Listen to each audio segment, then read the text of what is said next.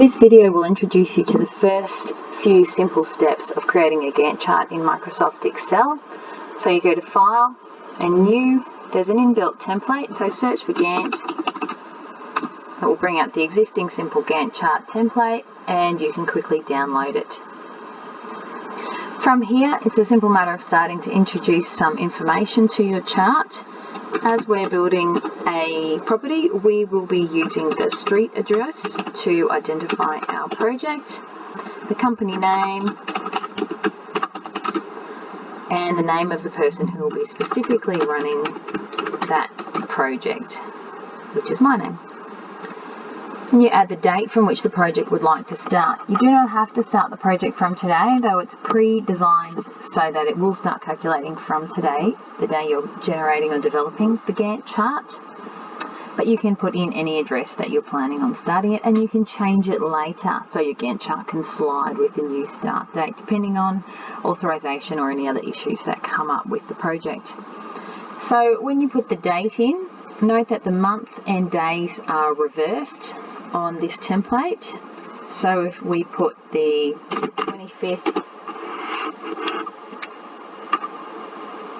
of the 3rd, 2019, and note here that the date of the week will begin as of there. So whatever the Monday is contains that date, that week will show up.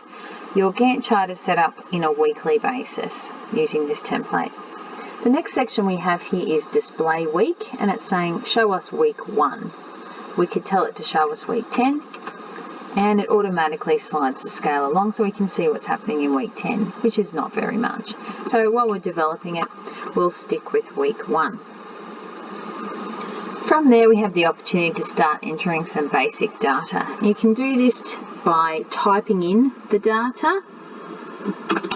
Site work is what we start off with, and then you can start typing in each of the tasks, such as grading and site preparation, and then you can name the person who will be responsible for managing that within your organisation.